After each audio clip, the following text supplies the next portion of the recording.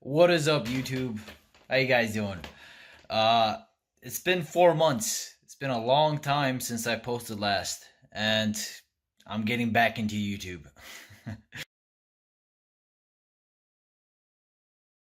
Water. Gotta swim. Oh shit! Oh, how was that, Salim? Oh, that's deep. That's deep. It's cold as fuck. Oh shit! Get out, dig it out! Get out! What the?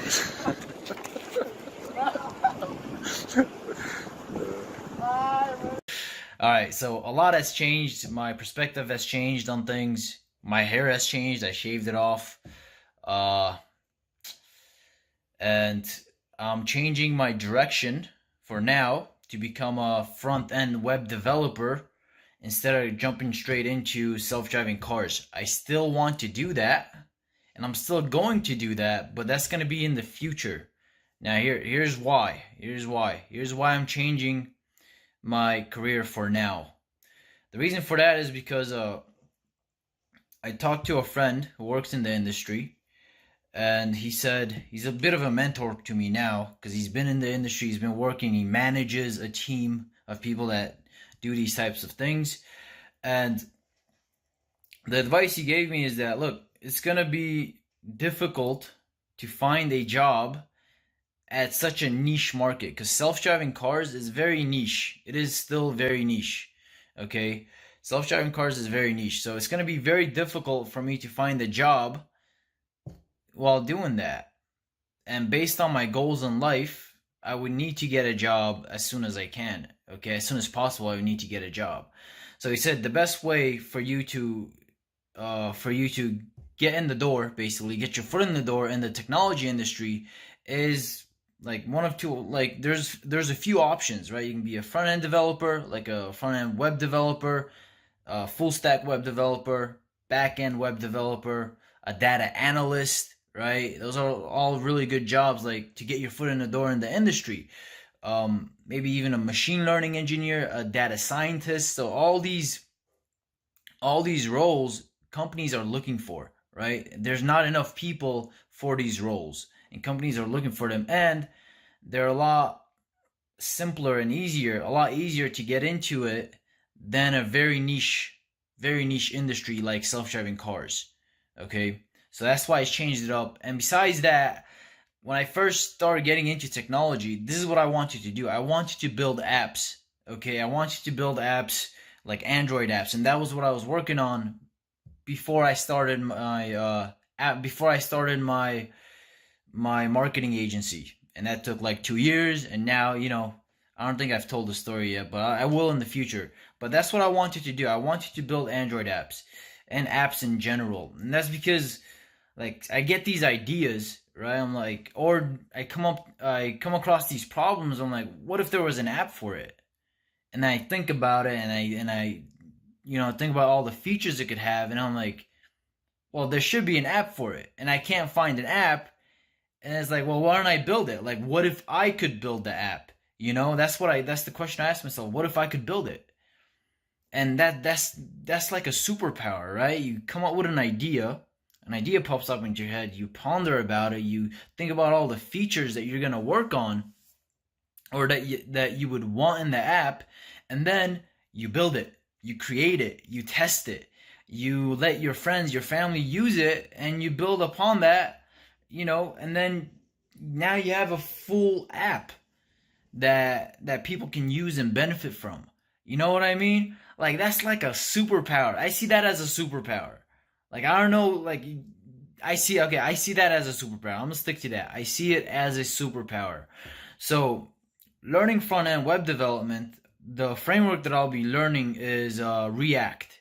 And with React development, I could do a lot of things. Okay, I could create front end web apps.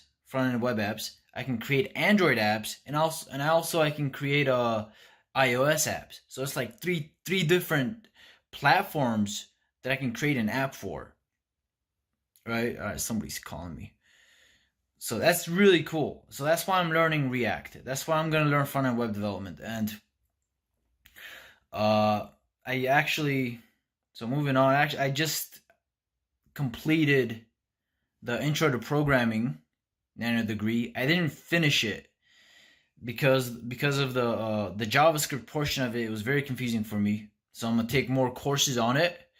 I'm gonna take more courses on it, like free codecamp and things like that, so I can get a better understanding of JavaScript, and then I'm gonna come back to the intro to programming.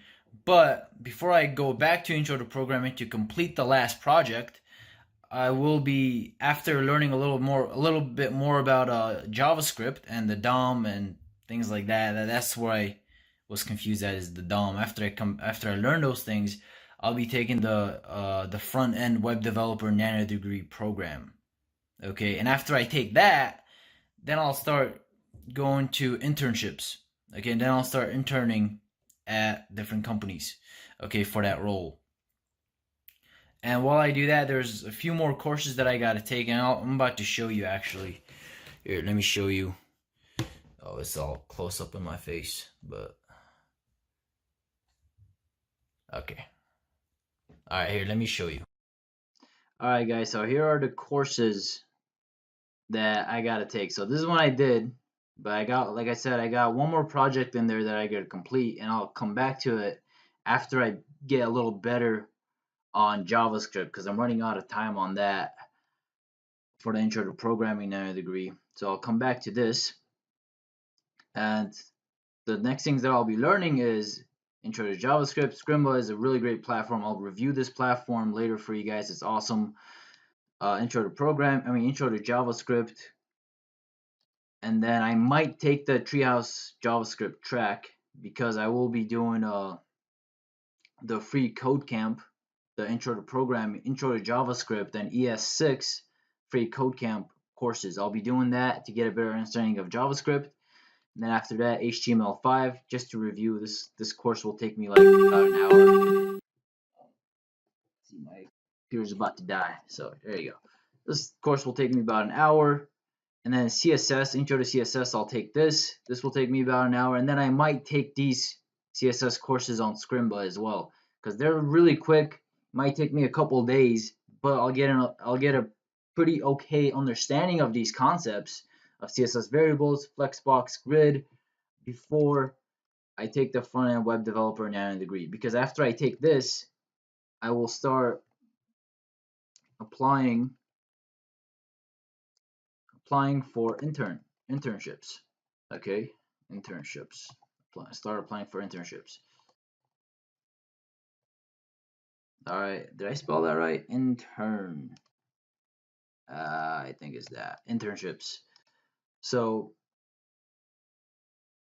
yeah, and then after that, after I get an internship, inshallah, then I'll be taking this course, React Nano Degree Program, or I'll be taking more courses on JavaScript, like the Free Code Camp JavaScript pack, and it's huge. Here, let me show you.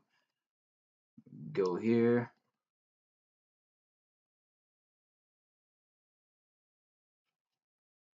So look at how big. So it's 300 hours. Okay, JavaScript algorithms and data structures certification is 300 hours. So this course, what I heard was this whole course right here will take you from the basics of JavaScript to an intermediate level. Okay, to an intermediate level of JavaScript. So, and that's very important. All right. So I probably will be taking this after I get an internship.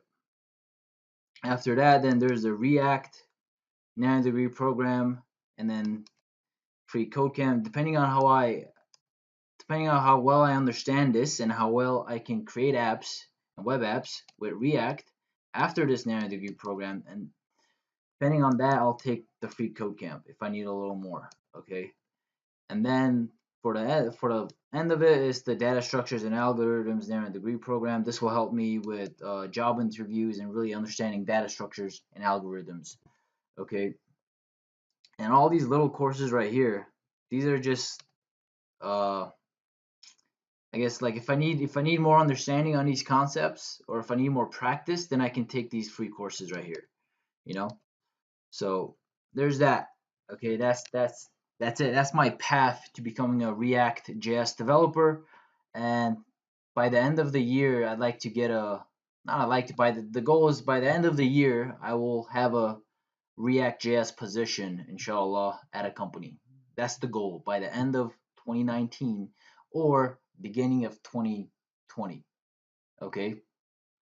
All right, guys. I'll be making more videos on this, and I actually want to do a challenge, like 100 days of code challenge. I want to do that. That seems exciting. Like I watched some videos on it, and people they do 100 days of code. All right, they code for 100 days every single day at the very least 1 hour.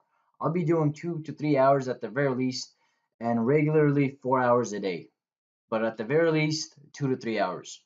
Okay, and I'll be making videos on it every day or weekly, and I'll also be writing articles on the things that I've learned, the concepts, the code, right, that I've learned on Medium. Okay, and I'll be posting that on Medium. So that's it, guys. Subscribe, share this video, comment down below if you have any questions or if you have any feedback for me, and that's it. Thank you. Have a good day.